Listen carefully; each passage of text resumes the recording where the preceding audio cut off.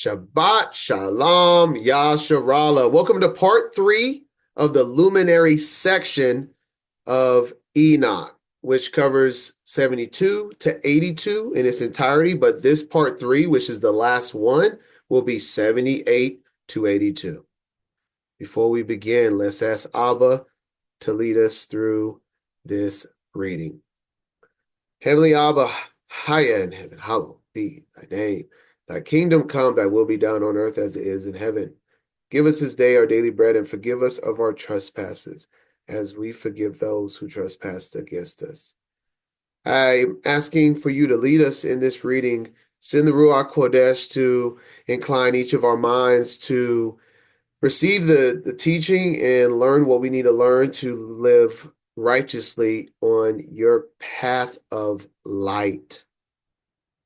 Barak Hashem, Ahaya, Ashar, Ahaya, Bah Hashem, Yasha, Amen. And Amen. Let's do this.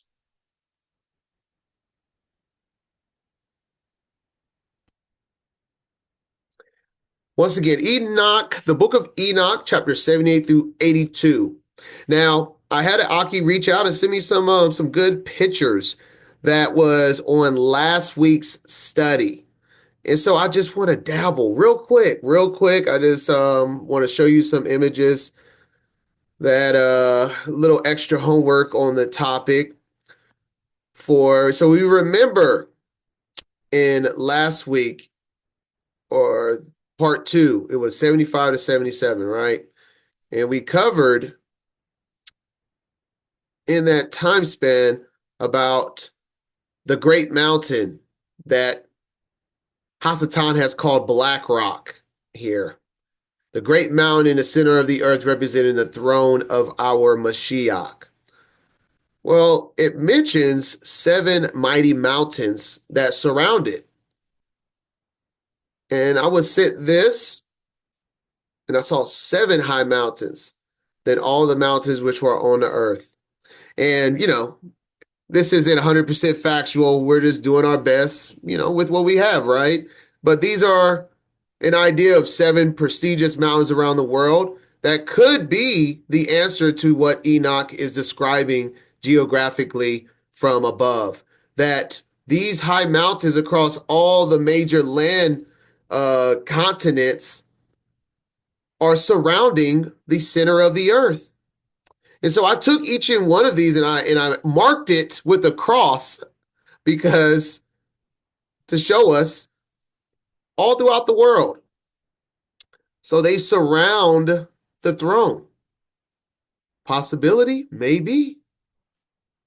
Just giving you a little bit more of an idea of what Enoch could be describing. And the same thing with the rivers flowing into the oceans, the great seas. Just another picture of great rivers, the Amazon basin water flowing into the sea, and then the river running all the way from Alaska through Mexico, possibly great rivers that Enoch is referring to. So I just wanted to give you these good images. I thought they were solid enough to share.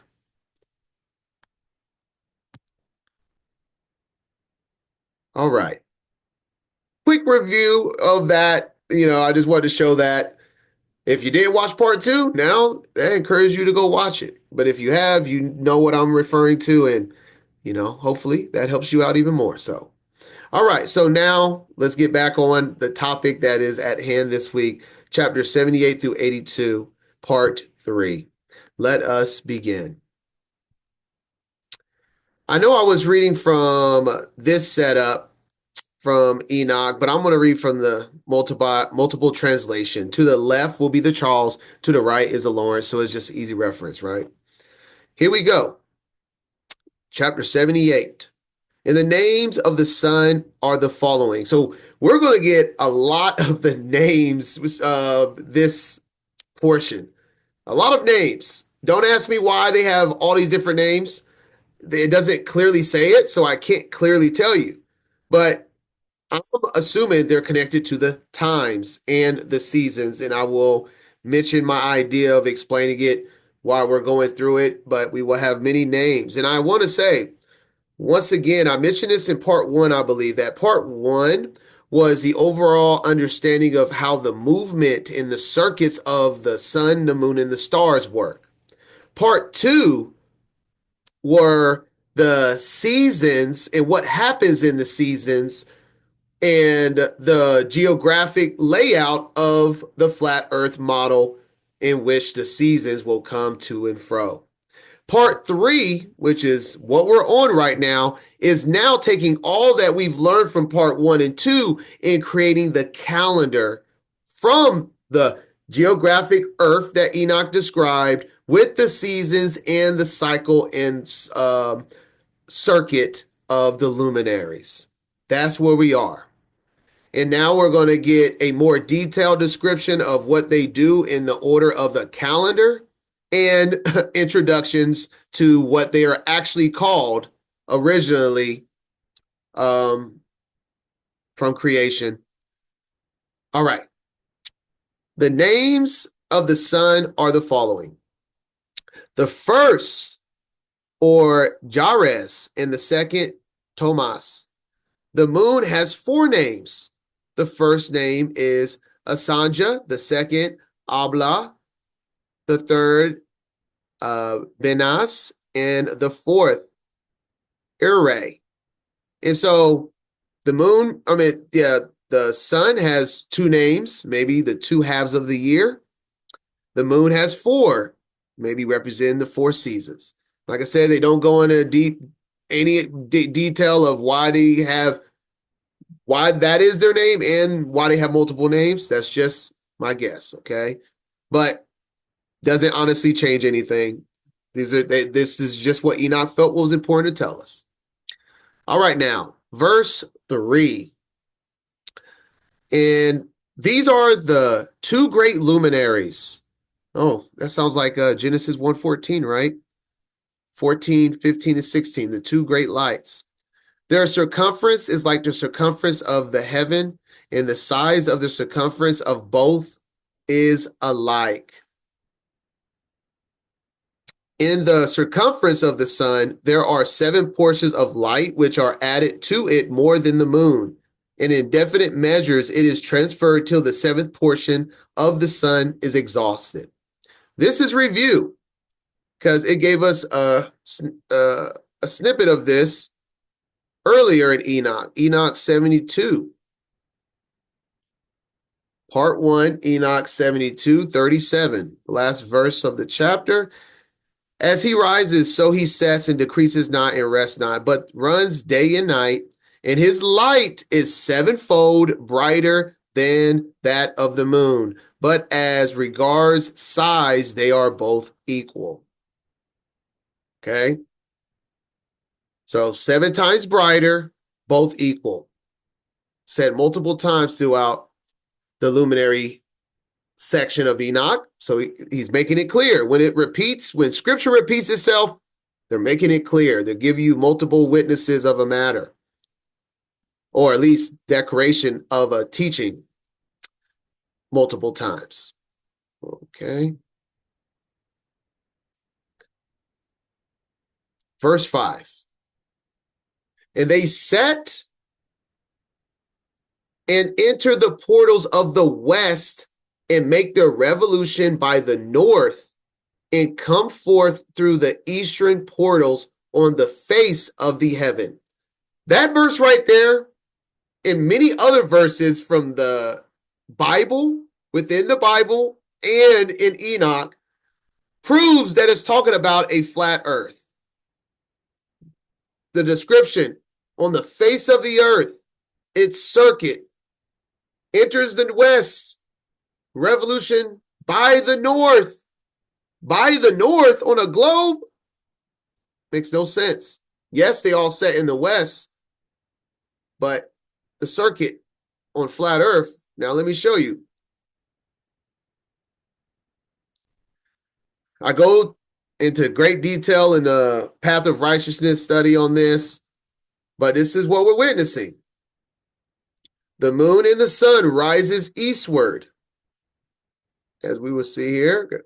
Blow that up. So if right here, we're in America, east will be on the East Coast, right?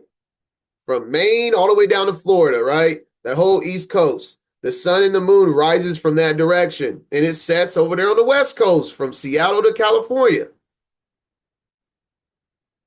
And then once it, no matter what direction or what continent what continent you're on, this happens.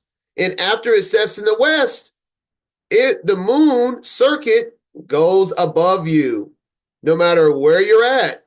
It sets in America on the west, and then it will be northern to your continent. And then it comes all the way back and enters into the east, and that is the circuit it is describing in verse 5.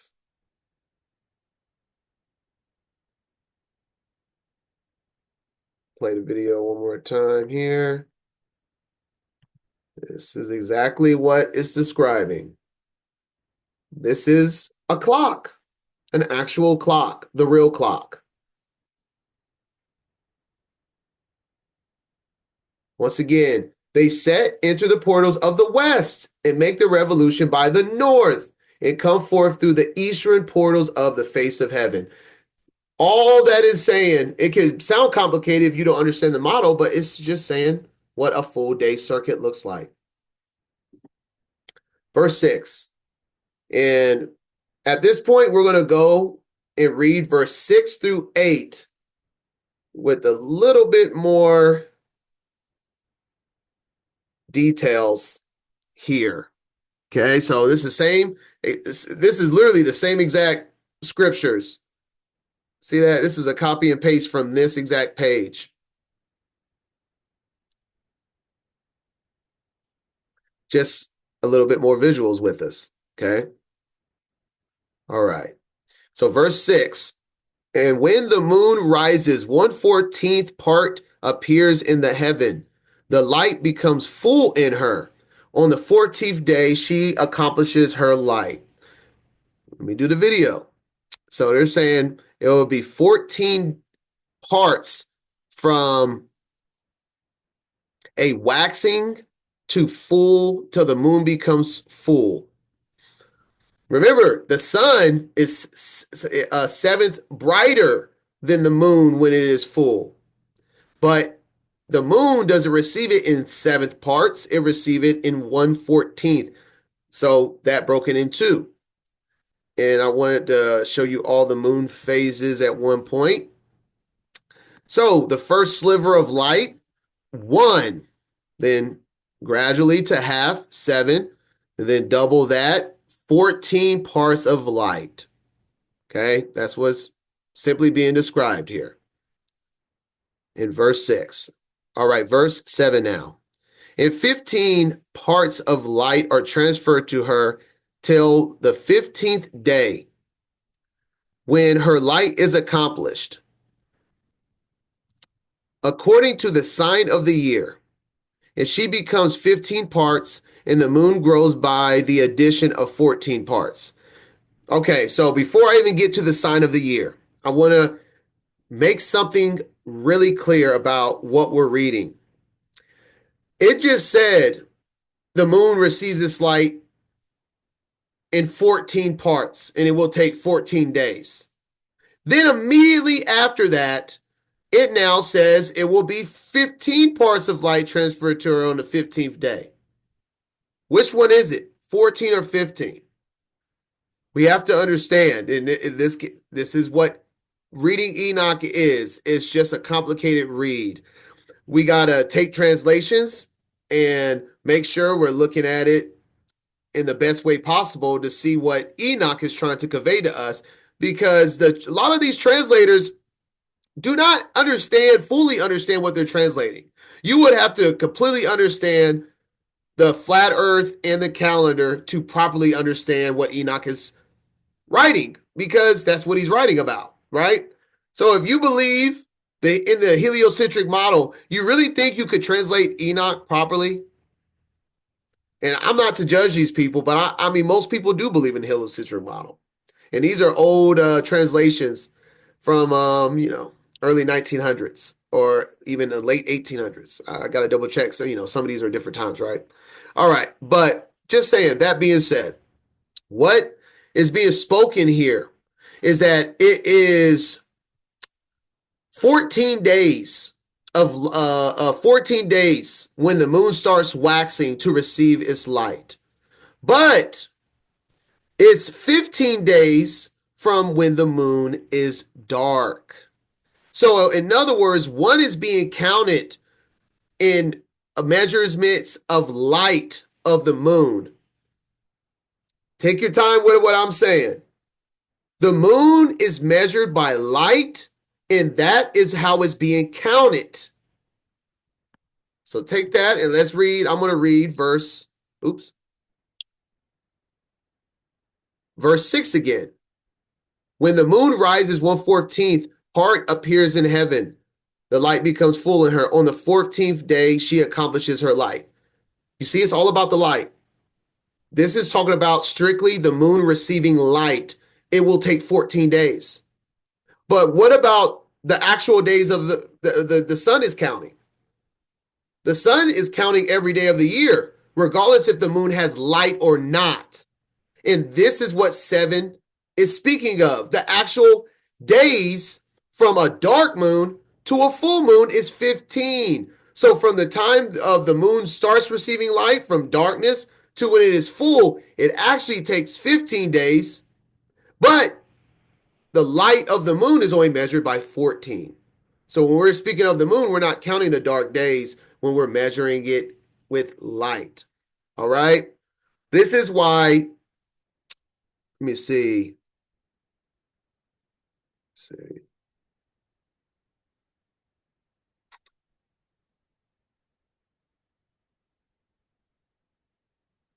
Right here, it says, she becomes 15 parts and the moon grows by an addition of 14th parts. So this part is days, actual days that's in the month with a dark moon. It could be 15 days. Well, it is 15 days from the dark moon, but the moon is only growing by 14 parts. All right. And so if we look at this, if we have this at 0 from the full moon counting down, that's 1 through 14. So all this is doing of the sun is counting from the beginning of darkness to the full moon. Okay. Can't make it any more straightforward than that, but that is what Enoch is speaking of. 14 parts of light for the moon in 15 days. It will go from darkness to full moon. Oh, I forgot I'm using this reader right here. And then when it is full, her light is accomplished, full, or completed according to the sign of the year. I have asked every person that I've had opportunity that believes the sliver moon. This one right here is the new moon. I've every time I've asked them, so what do you take Enoch 78 verse 7 saying that the full moon is the sign of the year? And they're just like, why would, because if on a sliver calendar, the full moon will be the middle of the month. Why would the middle of the month be a bigger sign than the beginning of the month, the actual new moon? Isn't that backwards? Legit, I've gotten no good responses from that. Just saying it. It doesn't make any sense for the middle of the month phase to be the biggest sign of the year. Because it's the new moon. It's the most prestigious sign in the heavens on a cycle of months, right? All right, but continuing now. So it takes 15 days from darkness, complete dark moon to light, but it will be measured in 14 parts because that's the beginning of when she receives her light. All right. Verse 8 now. In her waning, that means the moon is decreasing in light. The moon decreases on the first day to the 14th part of her light. On the second day to the 13th part, on the third day to the 12th, on the fourth to the 11th, and then the 5th to the 10th, the 6th to the 9th, the 7th to the 8th, on the 8th to the 7th, and on the 9th, so the 9th part, the 9th day to the 6th part, the 10th day to the 5th part, the 11th day to the 4th part, the 12th day to the 3rd part, the 13th day to the 2 parts left, and on the 14th day to the half of the 7th, and all her light disappears wholly on the 15th. You see that?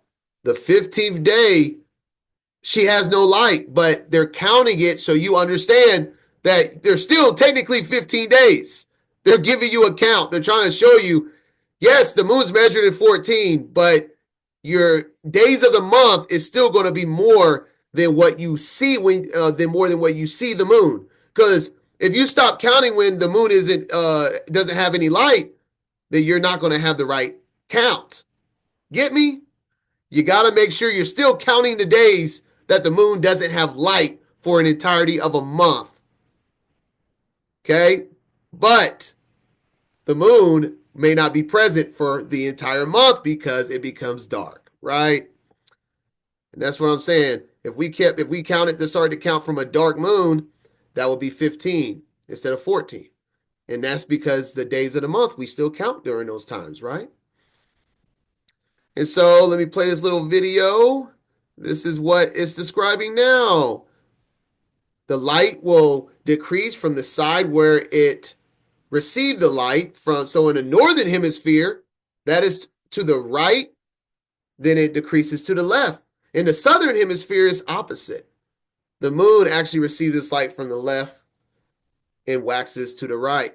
And then the same thing happens in darkness. The darkness begins from the left and decreases right. All right. I don't need that verse there. So that was verses 6 through 8.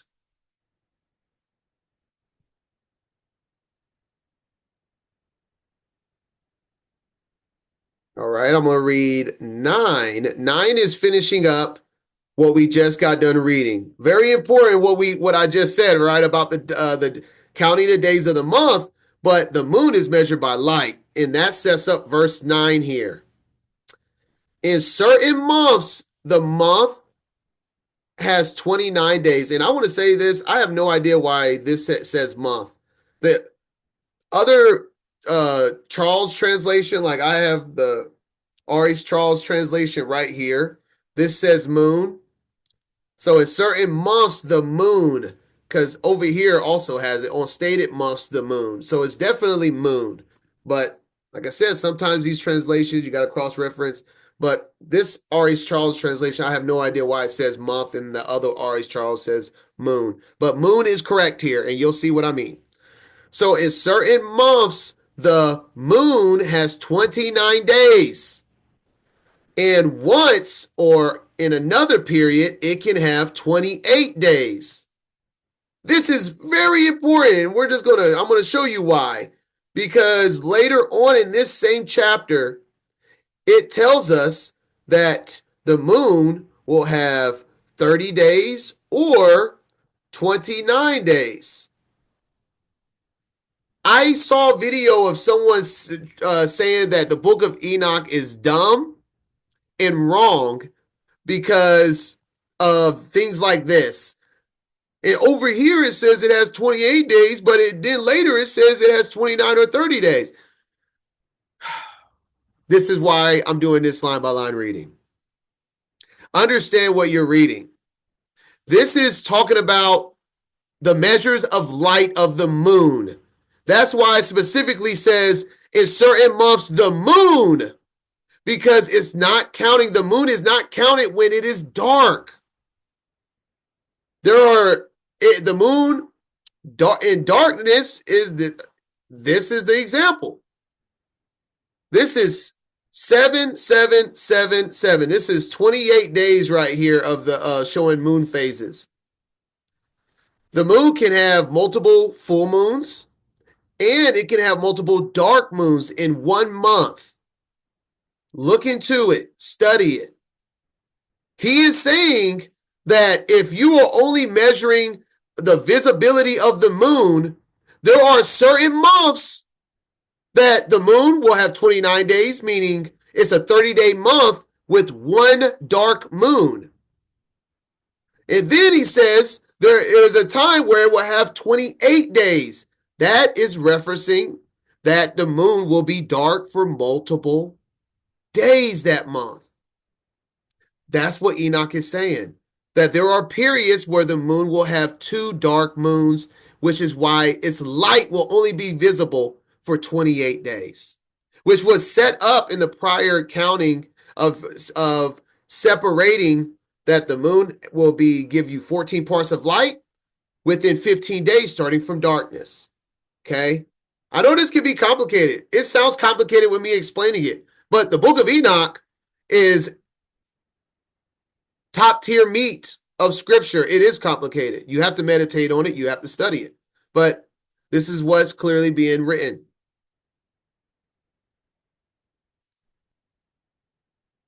So in certain months, the moon has 29 days and once 28 days in measurements of light. Verse 10. And I believe I'm going to read it here. Yes. So now verse 10 through 14, we're reading right here in Enoch 78. And Uriel showed me another law. When light is transferred to the moon, on which side it is transferred to her by the sun. I was just saying that when the moon receives light, it starts on one side and it also decreases from one side, right? But the cool thing about this is that just as we should get our light from the begotten Son of our heavenly Abba, in that He is the light of the world. The moon receives the light from the sun in a similar way. So the moon doesn't have technically her own light. She receives light from the sun, which represents the eternal one, right? Verse 11. During all the periods, during which the moon is growing in her light, this right here, waxing, she is transferring it to herself when opposite to the sun. During 14 days, her light is accomplished in heaven. And when she is illumined throughout, her light is accomplished full in heaven. Simply just saying a full moon. As I don't know, I don't need 2 of those. Boom. This is all describing a full moon, right? And I go into the opposite, excuse me. The moon going opposite of the sun on stellarium, which I'm going to touch on at the end of this chapter. I've already done it multiple times, but I'm going to show it even for this chapter alone when it says the transferring it to herself when opposite to the sun. Verse 12. And on the first day, she is called the new moon. And we go over here. This is where people go, wait a minute, you're missing something. You have to say when it is wholly extinguished, its light is consumed in heaven. And on the first day, it is called the new moon. I go over this in the path of righteousness. Do your due diligence.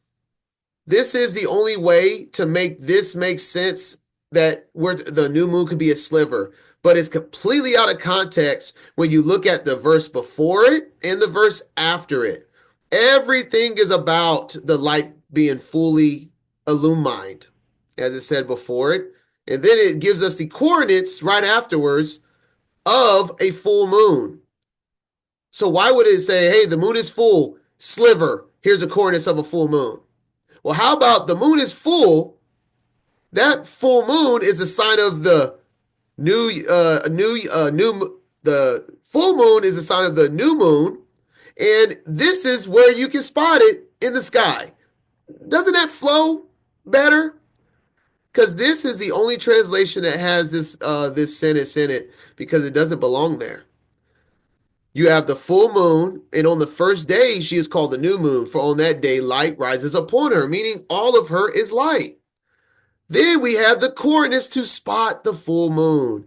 She becomes full moon exactly on the day when the sun sets in the west, and from the east she rises at night.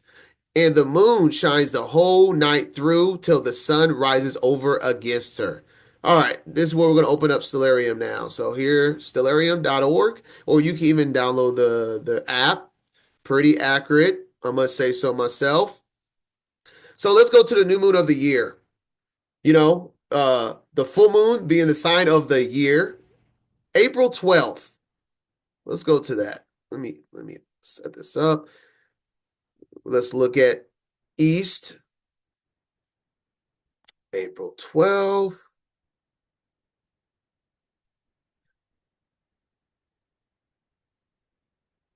All right, we have the moon. As you see here, that's the moon rising in the east. Let's go back to Enoch here. Verse 13. She becomes full moon exactly on the day when the sun sets in the west, and from the east she rises at night. So the moon is rising in the east. Let's go to the west. Can't even see the sun because the sun did what it's supposed to do. The sun set, horizon line. The sun sets in the west as the moon rises in the east.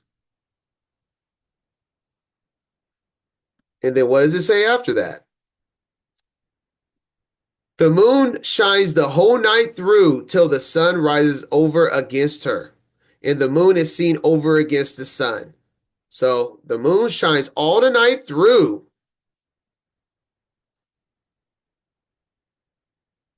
Put the landscape back. Shines all the night through.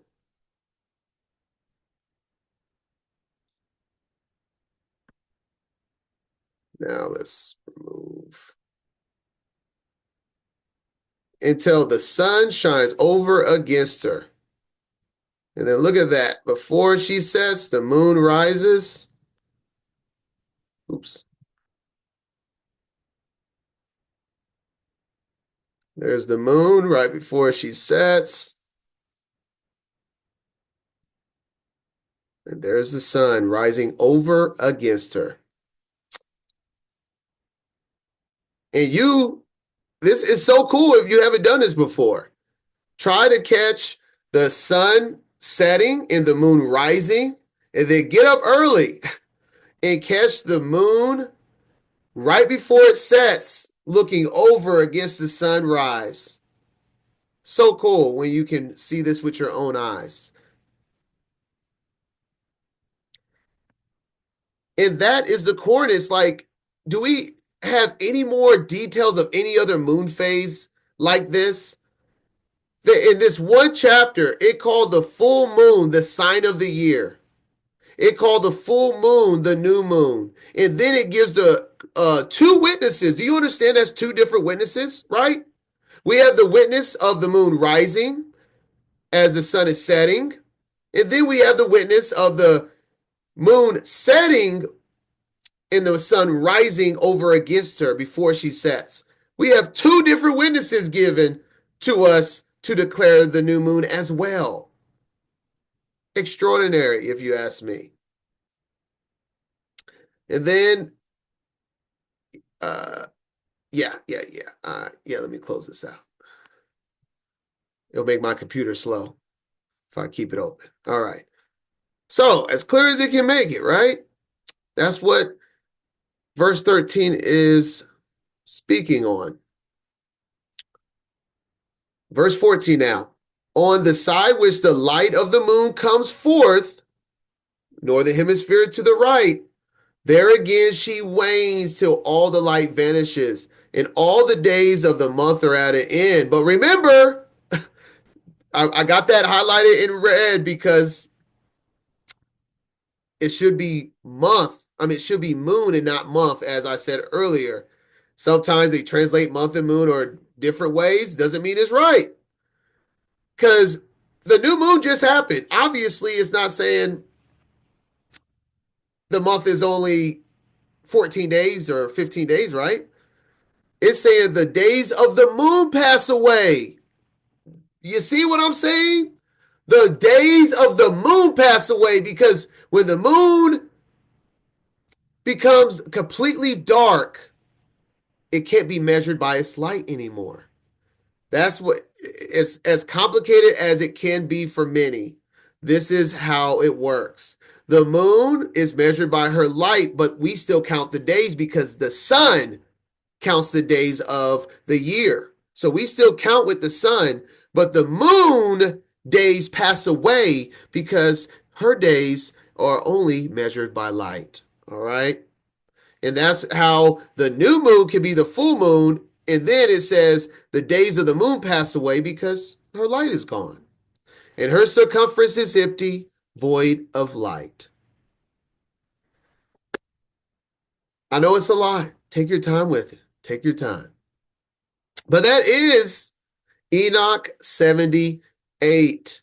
Oh, nope, my bad. Excuse me. Excuse me. I have some pictures, and this is not the end of it. We still have a little bit more right here, a couple of more verses. Okay, so excuse me.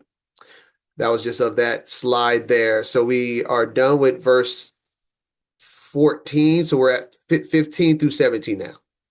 In 3 months, she makes of 30 days, and at her time, she makes 3 months of 29 days each, in which she accomplishes her waning in the first period of time. So 177 days we're going to read in the first portal for 177 days. And in the time of her going out, she appears for 3 months of 30 days each. And for 3 months, she appears of 29 days each. So we have 177 days done twice for 354 days of a lunar year. I do not have time to go over the entire cycle. We will look at some visuals here, but I encourage you to watch the Path of Righteousness for this because it is much more detailed than what I'm about to show you. So we have this example here. The first day of the year, we have 177 days halfway through the year. And the first day of the 7th month should always be the 178th day, which is Yom Teruah, because that means halfway through the year, the first day of the 7th month is Feast of Trumpets, right? So 6 months is half the year. Half will have 30 days. The other half will have 29 days, equaling 177 days. And I will even share, let me see.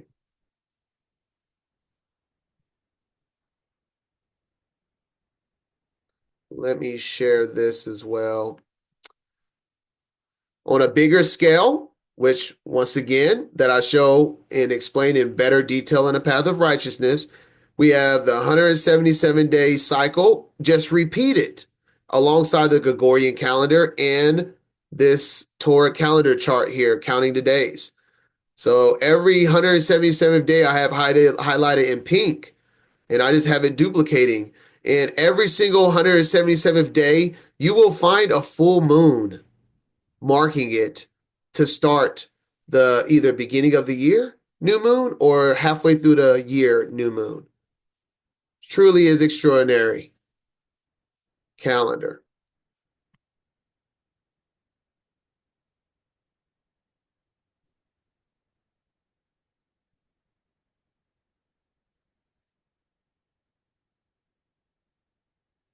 The 177 days, all right? So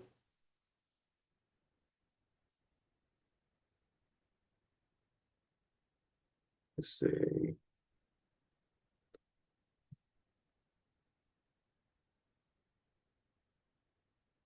And then we're gonna touch on this in the very next, I'm pretty sure it's the very next chapter. Let me see. Yes. So we see the first portal it says in the first period of time. And then we see in, oh, it only says first, but we will see down here as well that it mentions the sixth portal and it mentions the first portal in chapter 79. And I'm going to go over that in better detail in that chapter. So finishing off this chapter, it has the cycle of the 177 days. And now verse 17, and at night she appears like a man for 20 days each time, and by day she appears like the heaven, and there is nothing else in her save her light. You see how it ended the chapter about there's nothing else in her but light. All of this is finishing and conclusion in verse 17 is just referring to her cycle of light. And I'm not 100% sure the appears like a man, why it says like a man. I'm open to suggestions for that line right there. But that is what's being broken down to us all throughout chapter 78. And so in closing of this chapter, in the sign of the new moon being opposite of the sun, I wanted to hit this slide before we continued. We have three different verses that tell a story in Enoch. We just read Enoch 78 that is referencing to the calendar structure of the new moon being the full moon, and she is full exactly when she rises opposite of the sun in the east, and the sun sets in the west, and then opposite, she sets in the west, the moon rises in the east. Well, we see in Enoch 83 this sign. Starting in verse 9, my son, from heaven, all this will come upon the earth, and upon the earth there will be great destruction. After that, I arose and prayed and implored and besought and wrote down my prayer for the generations of the world, and I will show everything to thee, my son Methuselah. And when I had gone forth below and seen the heaven and the sun rising in the east, in the moon setting in the west. That is the beginning of a day of a new moon festival. Okay, that's the back half, which is the beginning of the day. The moon shines the whole night through till the sun rises over against her in the east, and the moon is seen over against the sun in the west. This is a new moon festival. And I'm telling you, this is Yom Teruah, the day of great destruction, the second coming, and a few stars, and the whole earth and everything as he had known it in the beginning. When he created the two great lights, he created the moon as a great light, a full moon, which means this is what was happening when he created them in the beginning. Then I blessed the dawn of judgment, because this is the day of great destruction, and extolled him because he had made the sun to go forth from the windows of the east, and he ascended and rose on the face of the heaven, and set out and kept traversing the path shown unto him. All right. And this is the cherry on top, Enoch 41, starting in verse 6. The sun goes forth and traverses his path according to the commandment of the Adon of spirits, and mighty is his name forever and ever. And after that, I saw the hidden and the visible path of the moon, and she accomplishes, meaning the accomplishment of full light, the course of her path in that place by day and by night, evening. The one holding a position opposite to the other before the Adon of spirits. They're describing a new moon. See this? Holding opposite to each other from his throne.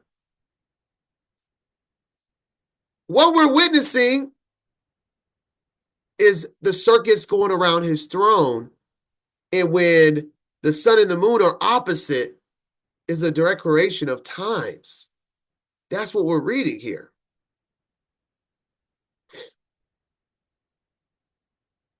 The one, So it states that she's a full moon, and this happens just as we read in Enoch 78. The one holding a position opposite to the other before the Adonai spirits. And listen to all of this happening on a full moon. A full moon's a new moon. Let's keep reading. And they give thanks and praise and rest not. This is what he's declaring. Not saying they'll do this every day. I'm just saying this is what's being declared on this sign he's describing. For unto them is their thanksgiving rest. For the sun changes often for a blessing or a curse, and the course of the path of the moon is light to the righteous and darkness to the sinners in the name of the Adon, who made a separation between light and darkness, and divided the spirits of men and strengthened the spirits of the righteous in the name of his righteousness. For no angel hinders and no power is able to hinder, for he appoints a judge for them all, and he judges them all before him. And this was just set up with the scene of the new moon. I love it.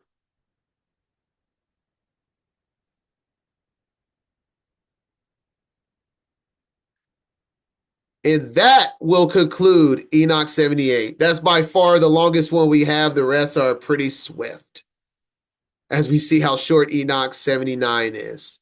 All right, let's begin. And now, my son, I have shown thee everything. The law of all the stars of the heaven is completed. And he showed me all the laws of every of these for every day, and for every season of bearing rule, and for every year, and for his going forth, and for the order prescribed to it, every month and every week. And the waning of the moon, which takes place in the sixth portal, for in the sixth portal her light is accomplished, and after that there is a beginning of the waning.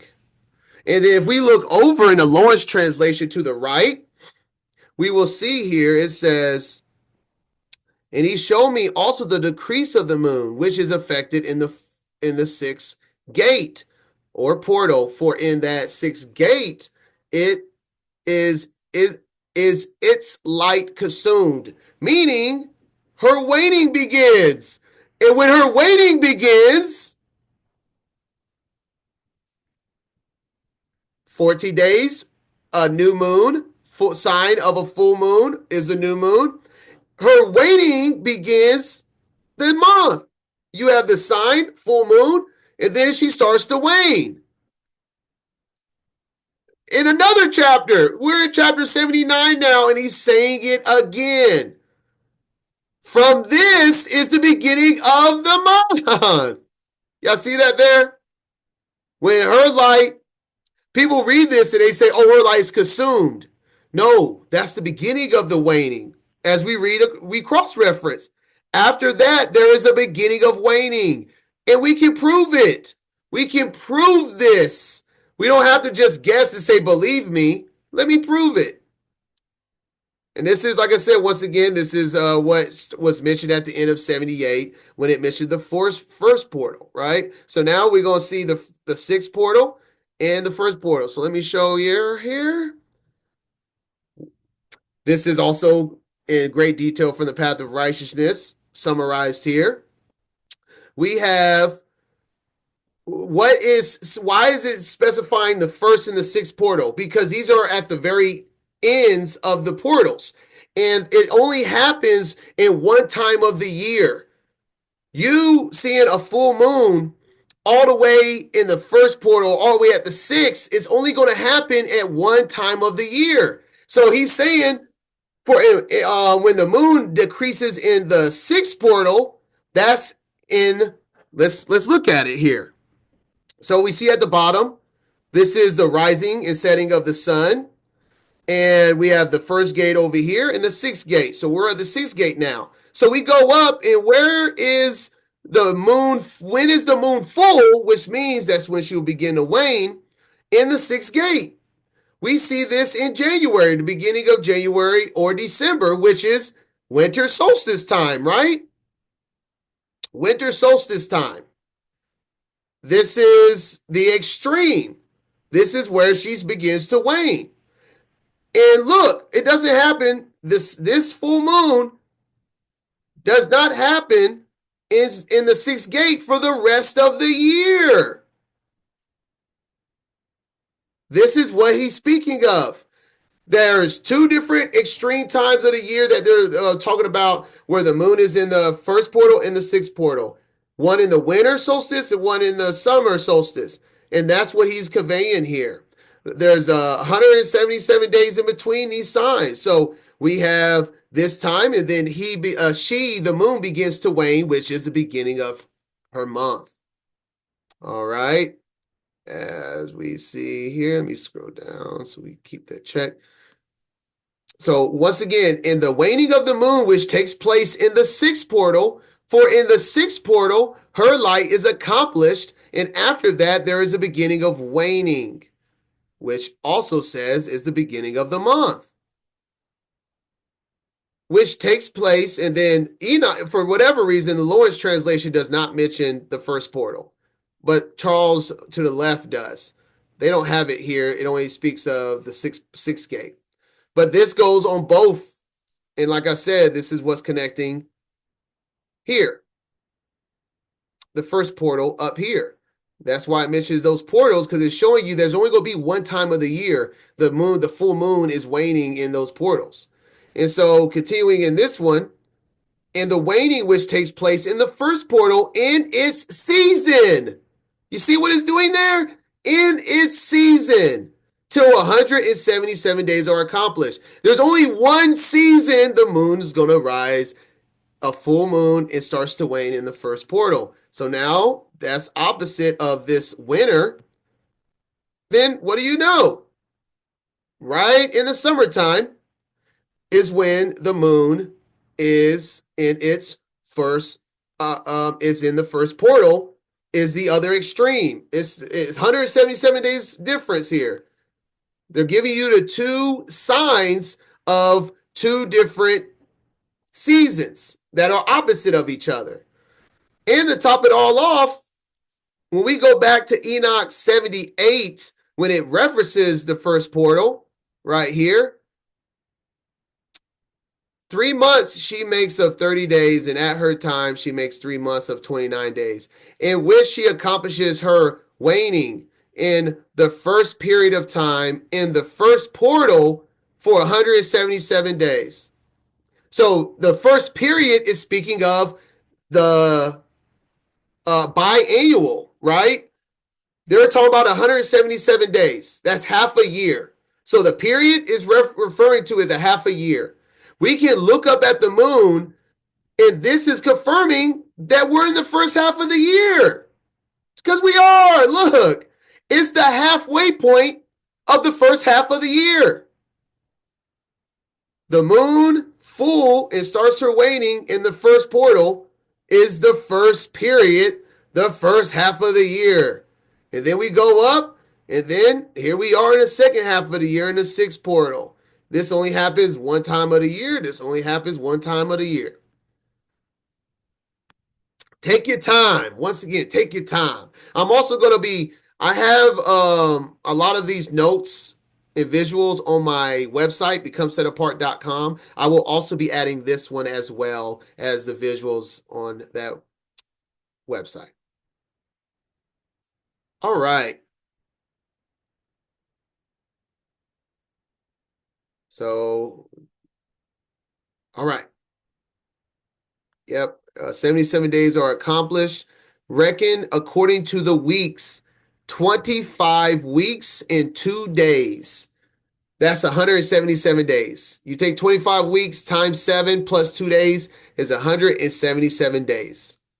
She falls, verse 5 now, she falls behind the sun in the order of the stars exactly 5 days in the course of one period, half a year, 177 days. And when this place which thou seest has transversed, such is the picture and sketch of every luminary which Uriel, the archangel, who is their leader, showed unto me.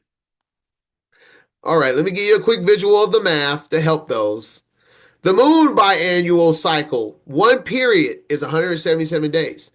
The sun biannual cycle, half of 364 that we read in Enoch 72, is 182. So in one period, if we minus the sun from the moon biannual cycle, is 180 minus 177, which is 5 days. And that is the conclusion of Enoch 79. Enoch 80 is a prophetic chapter about the false calendars. And in those days, the angel Uriel answered and said to me, Behold, I have shown thee everything, Enoch, and I have revealed everything to thee, and that thou shouldst see this sun and this moon and the leaders of the stars of heaven and all those who turn them in their task and times and departures. In verse 2 on, we're going to go to a slide. But before I get to this slide, I want to recommend the study called He Shall Think to Change Time. I go into great detail on this prophetic message we find in Enoch 80. All right, so verse 2 to 4, we're going to read on this slide. And in the days of the sinners, the years shall be shortened, and their seed shall be tardy on their lands and fields. And all things on the earth shall alter, and shall not appear in their time. And the rain shall be kept back, and the heaven shall withhold it. And in those times, the fruits of the earth shall be backward, and shall not grow in their time. And the fruits of the trees shall be withheld in their time. And the moon shall alter her order and not appear at her time. Everything keeps talking about things are altered and not appearing in time. Their time. If you have been with us since chapter 72 with the luminaries, everything's about them each having an order, a time, and a season.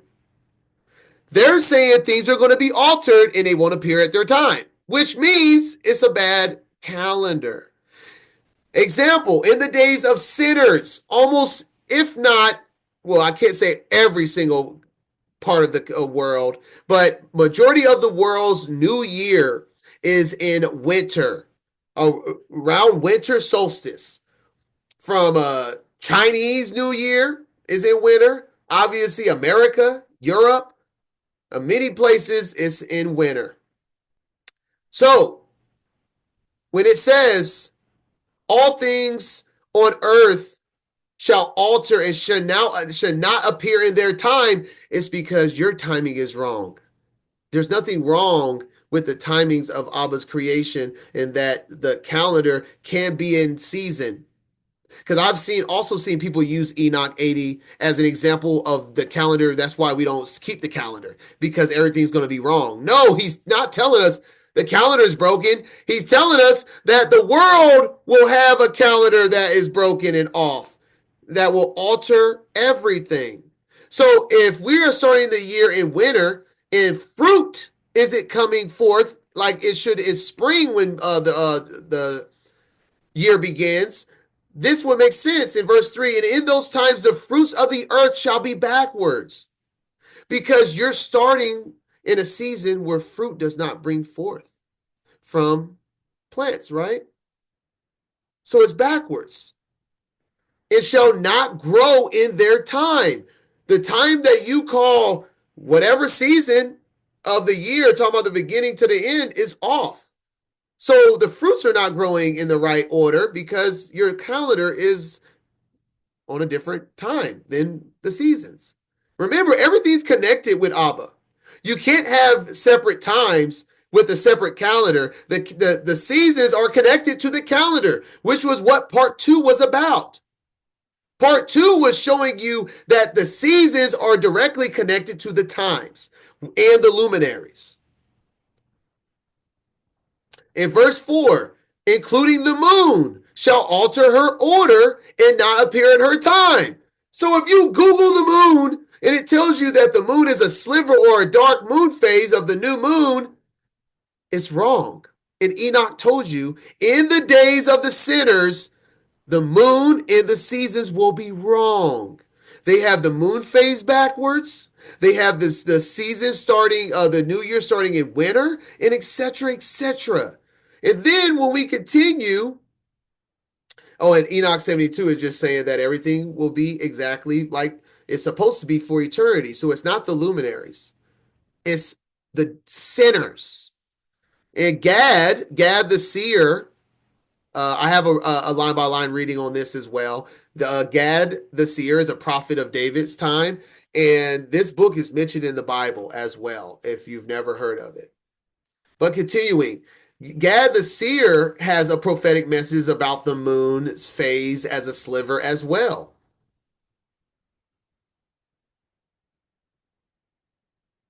And after the voice, a great quake occurred that shook over the impurity and blew the donkey and the camel, two unclean animals, into the moon with a stormy wind. And the moon was opened and looked like a bow, a semicircle, and both her points reached towards the ground. This is a sign of impurity. And from Egyptian mythology, they have the sliver moon. Islam, sliver moon. Judaism, sliver moon. And NASA has a dark or Google sliver moon. Wow. So the entire world in all pagan cultures use a sliver moon. And we have a prophecy about the moon's order being altered, and that a semicircle will be a sign of impurity. But we should just, oh, that's nothing, right? No big deal. That is what Enoch is saying is happening in the days of the sinner, which you got to believe we're in. Of course we're in. All right, so now verse 5.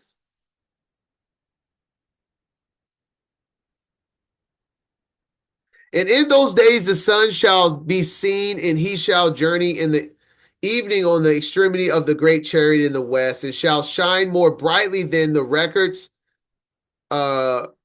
with the order of light. And I mean, are we not having more natural disasters with fires and all of these things?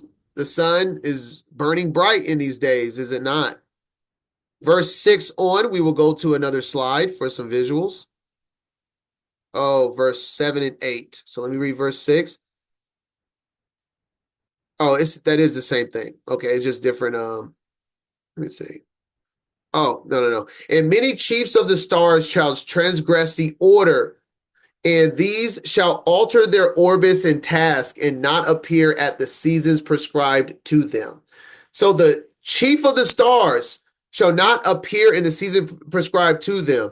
This is clearly talking about astrology. Astrology declares, for example, if you go to astrology, you will see that Capricorn is from the end of December to middle January. But that's not the order. That's actually Sagittarius right now. That's the actual constellation the sun is in. My point is, astrology signs are backdated and not in the correct order that the sun is in. It's a false prescribed order, as we are reading. Not appear at the season prescribed to them. These chief of the stars, these constellations, according to the sinners, appear at different dates than the actual signs that the sun is in. And then now 7 and 8. And the whole order of the stars shall be concealed from the sinners. The order of the stars shall be concealed from the sinners. And that's what I mean. The sinners are concealed from the truth of the heavens. And the thoughts of those on the earth shall err concerning them. And many chiefs of the stars shall transgress the order prescribed, and these shall alter their orbits, task, and appear at the season prescribed to them. We just read that. And they shall be altered from all their ways. Yea, they shall err and take them to be gods. And literally, the planets are named after Roman gods of mythology. and evil shall be multiplied upon them.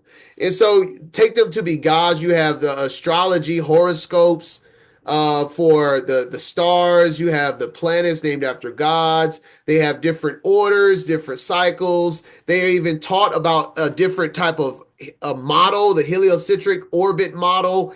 Everything is wrong. And that's why it says, their thoughts of those on earth shall err concerning them. And how many people will argue up and down that the flat earth is dumb and you're stupid? They're the ones concealed from the truth. That's just the way it is. And evil shall be multiplied upon the earth, and punishment shall come upon them so as to destroy all. And that is what is happening, and we are in it and witnessing of it in the days of the sinner. Chapter 78. All right, chapter 81. And he said unto me, observe Enoch, these heavenly tablets, and read what is written thereon, and mark every individual fact. And I observed the heavenly tablets, and read everything which was written on thereon, and understood everything, and read the book of all the deeds of mankind, and of all the children of flesh that shall be upon the earth to the remotest generations.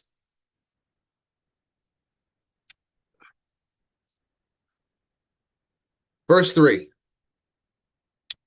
And forthwith I blessed the great Adon, the King of glory, forever, in that he has made all the works of the world. And I exalted the Adon because of his patience, and blessed him because of the children of men.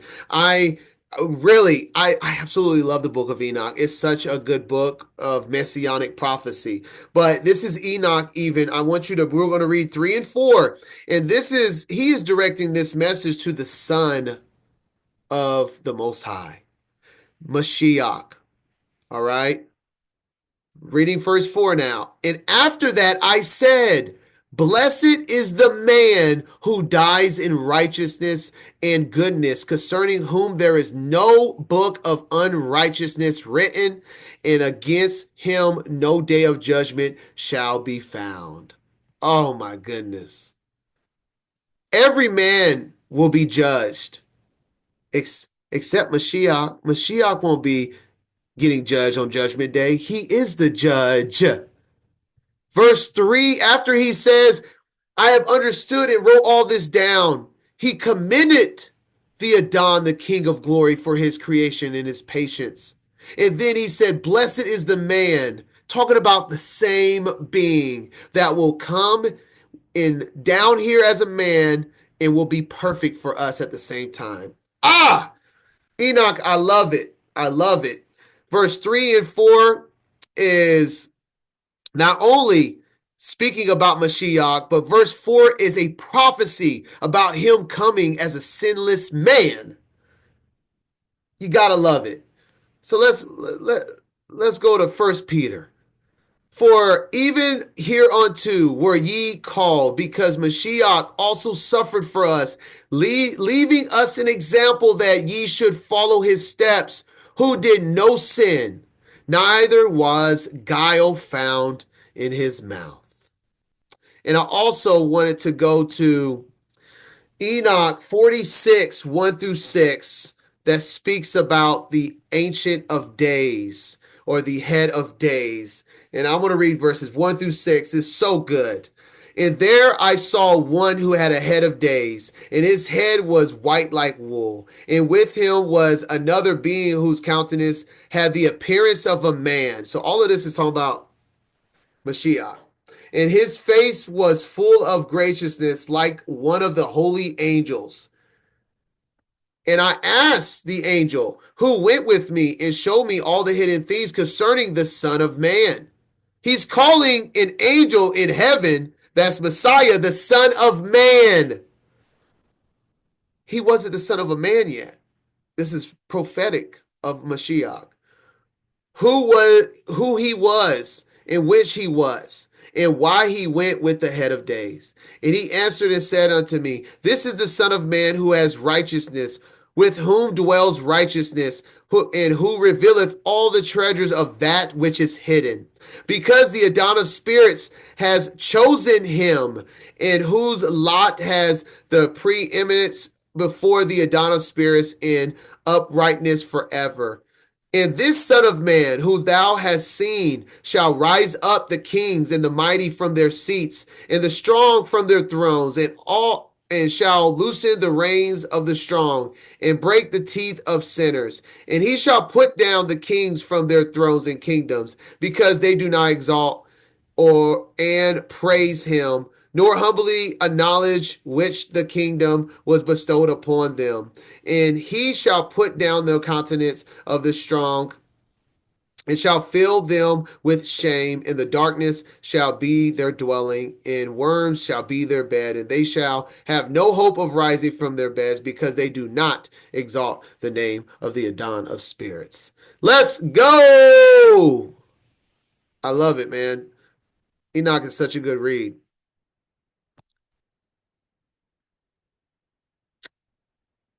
All right. Continuing now, verse 5.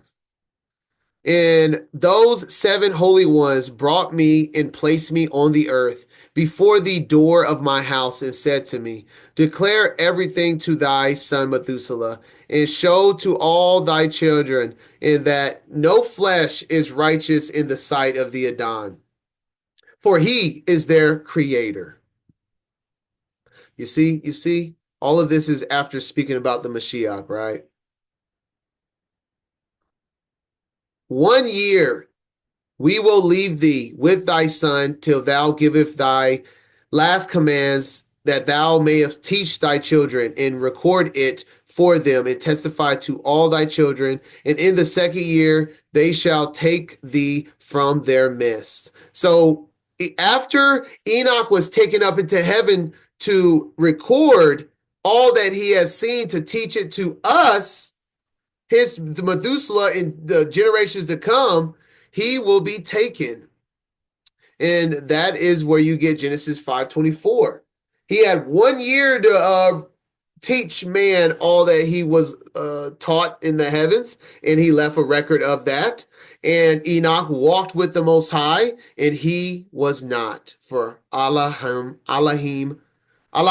took him.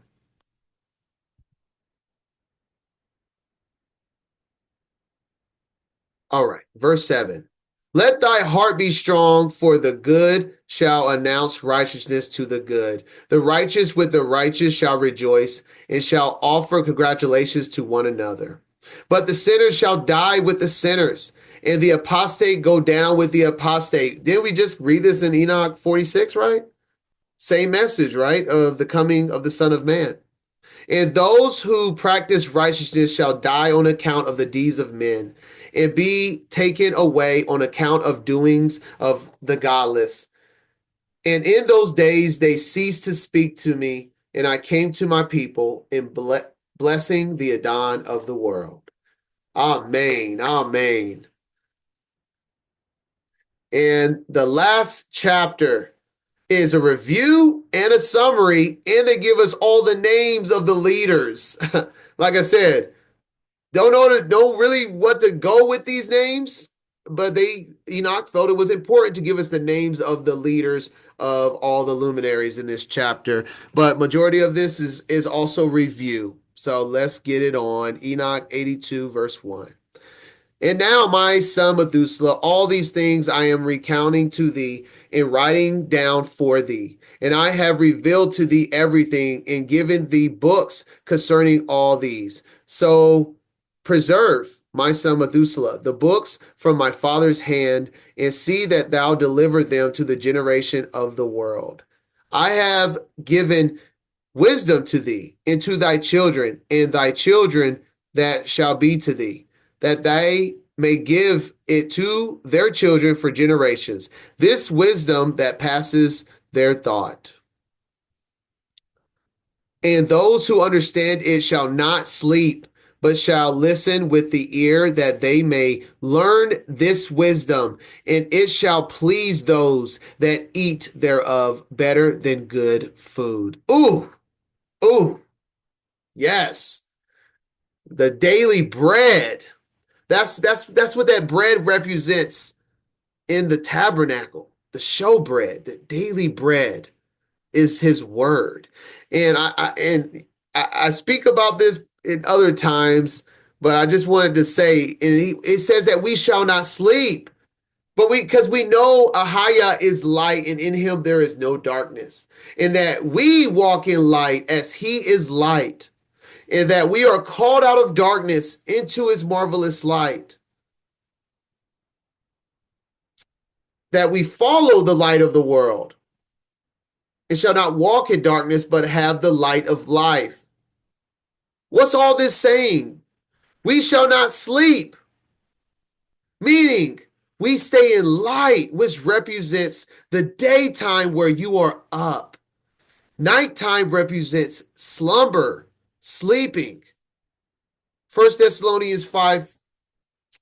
Ye are all the children of light and the children of the day. We are not of the night nor of darkness. Therefore, let us not sleep as do others, but let us watch and be sober, for they that sleep in the night. Sleep in the night. So this is what this is referring to. Darkness is for sleeping. That's why there's only 12 hours in a day, or give or take, right? Day and night are separate. He separated them from the beginning. And when he says, do not sleep, he means stay in the light, because he is light. Verse 4. Blessed are all the righteous. Blessed are all those who walk in the ways of righteousness and sin not as the sinners. In the reckoning of all their days in which the sun traverses the heaven, entering into and departing from the portals for 30 days, with the head of the thousands of the order of the stars, together with the four which are intercalated, which divide the four portions of the year, which lead them and enter with them 4 days. This is review. This is part 1 review.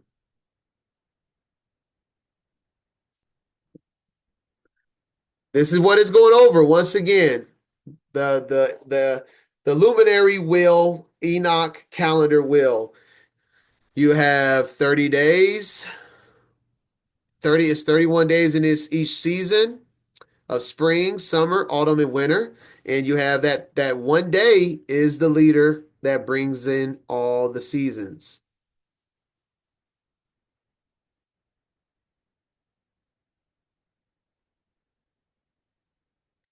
Owing to them, men shall be at fault and not reckon them in the whole reckoning of the year. Yea, men shall be at fault and not recognize them accurately. Verse 5, once again, this is review. Chapter 75, verse 1. And the leaders of the heads of the thousands who are placed over the whole creation, over all the stars, have also to do with the 4 intercalary days, being inseparable from their office according to the reckoning of the year. These render the service on the 4 days which are not reckoned in the reckoning of the year. And continuing on, like I said, go watch part 2, and this is what this is reviewing over right now. Verse 6. For they belong to the reckoning of the year and are truly recorded thereon forever. One in the first portal, one in the third portal, one in the fourth portal, one in the sixth portal. This is, let me see. We have the spring equinox, the fourth portal. Then we have the sixth portal, summer solstice. Then we have the third portal, autumn equinox. And then we have the first portal, winter solstice.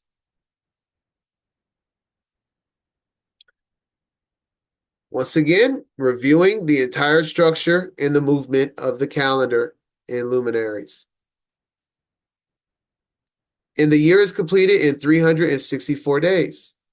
The account thereof is accurate and recorded reckoning thereof exact. For the luminaries and months and festivals and years and days has Uriel showed and revealed to me, to whom the Adon of the whole creation of the world have subjected the host of heaven.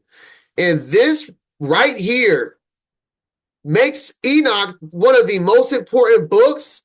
If only there was the luminary section, it's still one of the most important books, because that is the only way you can truly follow Genesis 1:14. And Elohim said, let there be lights in the firmament of the heaven to divide the day from the night, and let them be for signs and for seasons and for days and years. Same thing Enoch just said. Festivals, years, days, months. Genesis 14 is directly linked to Enoch luminary section. This is where he put the calendar. And if you think about it, that makes sense that a written down calendar has to be somewhere if he wants us to use it. How else are we supposed to know how to use the luminaries? Depend on the world? Verse 8, and he has power over night and day in the heaven to cause the light, to give light to men, sun, moon, and stars, and all the powers of heaven which revolve in their circular chariots. Their circular chariots. Let's see.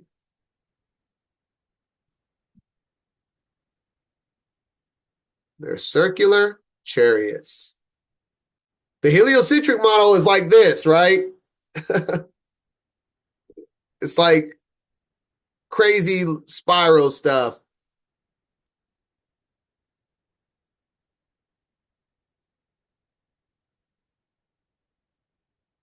Verse 9. And these are the orders of the stars, which set in their place and in their seasons and festivals and months. And these are the names of those who lead them, who watch that they enter at their times, in their order, in their seasons, in their months, in their periods of dominion, and in their positions. So I mentioned in part one about it describes the winds and the spirits, the ruachs. Well, yes, everything isn't just moving by itself. Everything is led and controlled by a spirit. And we see now we're being introduced to the top spirits that are in charge of all of these. Verse 11, there are 4 leaders who divide the 4 parts of the year. Enter first, and after them, the 12 leaders of the order who divide the months. And for the 360 days, there are heads over thousands who divide the days. And for the 4 intercalary days, there are the leaders which sunder the 4 parts of the year. So just all the breaking up of the times here. And these heads over thousands are intercalated between leader and leader, each behind a station, but their leaders make the divisions. So they're talking about all these little days, even I would say even hours. I mean, we're talking, it says thousands. So it's like very small increment parts throughout the year that is intercalated. If you remember what intercalated means, it means inserted into a calendar. So this is breaking down all the times of the calendar is being inserted in between these seasonal days, which is their leaders that make the divisions of the seasons. And these are the names of the leaders who divide the 4 parts of the year which are ordained. Milkael, Hel, Melech, Mel, Ejah, and Narel. The names of those who lead them, Adnarel, and these names. Bear with me. So just break it down to leaders. So we have the 4 parts of the year broken down, and then we have their 3 leaders. These 3 follow the leaders of the orders, and there is one that follows the 3 leaders of the orders, which follow those leaders of the stations that divide the 4 parts of the year. There's levels to it, baby. There's levels to it. And just how in our realm, Earth, how the Most High has leaders, and everybody has a job. This is what we're reading. There are angels in charge of other spirits, and there are many tiers in the heavens. Verse 15. In the beginning of the year, Melchijah rises first and rules. So they spell it different, but this is the same person, the same angel right here. And then he has another name who is named Ani and son, or Zahe, depending on what translation you're looking at. And all the days of his dominion while he bears rule are 91 days, which we know, right? The 91 days. And this is his season because this is the first one, right? So he should describe spring, which he does in verse 16. And these are the signs of the days which are seen to be seen on earth in the days of his dominion. Sweat and heat and calms, and all the trees bear fruit, and leaves are produced on all the trees, and the harvest of wheat, and the rose flowers, and all the flowers which come forth in the field, and the trees of the winter season become withered. All right. Then we're going on to the next one. And these are the names of the leaders which are under them. Berkael, Zelubsel, and another who is added head of the thousands called that name right there. And the days of the dominion of this leader are at an end. And then it gives one more example. The next leader after him is Helimelech, which we see. So he gives two examples here. And here's the second one. Whom one names the shining sun. And all the days of his light are 91 days, another season. And these are the signs of his days on earth. Glowing heat, dryness, summer. So we just saw spring, so now we're looking at summer. And the trees ripen their fruits and produce all the fruits ripe and ready. The sheep pair and become pregnant, and all the fruits of the earth are gathered in, and everything that is in the fields and the winepress. These things take place in the days of his dominion. There are the names. These are the names and the order and the leaders of those head of thousands. There are their names. And the name of the head of the thousands, which is added to them, Aspha'el, in the days of his dominion are at an end. Enoch wanted to give us the introduction of their names. So this is their names, or at least the translation of their names. And that is the conclusion of the luminary Enoch reading. And I made this and I didn't know where to put it. I wanted to just give a visual understanding of the signs. So we have the flat earth model and we have a sign of the stars. How in the northern hemisphere is upright and the southern hemisphere is upside down. And this is the best I could do. From someone in the northern hemisphere, we're looking at this constellation like this.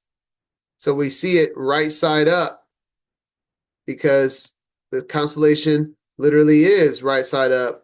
When you're below this, though, your point of view, you see this at the top is closest to you, and this is the bottom. And so that's why things and constellations will look like that. Just wanted to add this into this reading somewhere about the stars and the leaders and the orientation for both, which is another reason why the Northern Hemisphere makes the most sense for the Promised Land, because the pictographs are based mostly northern, looking upright to the North Pole, where his throne and the Promised Land is located. And so that being said, this is the conclusion of the Luminary section of Enoch, parts 1, 2, and 3. Watch all three for full understanding. And then, especially one more time, please go watch The Path of Righteousness so you can understand the calendar in great detail. Thank you for joining me, and Shalom Yasharallah.